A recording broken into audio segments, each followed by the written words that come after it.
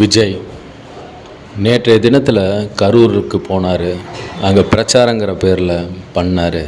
ஆனால் மக்கள்கள் கூட்டம் அதிகமாக இருந்தனால உயிரிழந்தவர்கள் எண்ணிக்கை பார்த்திங்கன்னா 39 பேருங்க.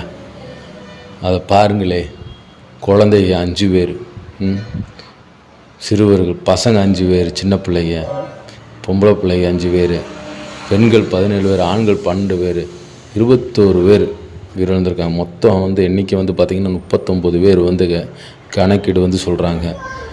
விஜயை ஒரு நடிகராக மட்டும் பாருங்கள்.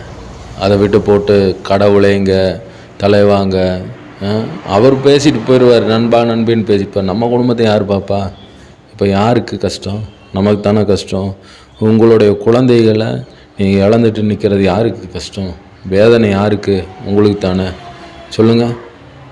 ஒரு நடிகை வந்தால் அது நடிகனை எதுக்கு குழந்தைகளை கூப்பிட்டு போய் அப்படி பார்க்கணும்? அப்படி ஒன்றும் பெரிய இது இல்லை. மனுஷன் தானே. முன்னப்பின்ன பார்த்தது இல்லையா? படத்தில் பார்த்தா அதுக்காக அவர் பணம் சம்பாதிச்சு கோடிக்கணக்காக சம்பாதிச்சு வச்சுக்கோப்பில், அவர் ஃபேமிலி செட்டில் பண்ணிட்டாப்புல. நம்மளுடைய குடும்பத்தை யார் காப்பாற்றுறது? நம்ம உழைச்சாத்தே நமக்கு. தேவையில்லாத வேலையை செஞ்சு இப்போ பாருங்கள். மக்கள் புரிஞ்சு கொள்ளணுங்க. சும்மா அவரை பார்க்க போகிறேன்னு சொல்லிட்டு சாக போகிறதுக்கு நிலைமை ஆகிப்போச்சு.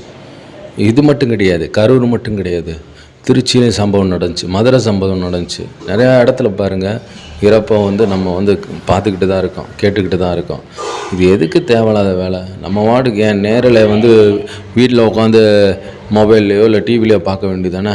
அப்படி என்ன போய் நேரடியாக போய் பார்க்கணும்? எதுக்கு அவசியம்?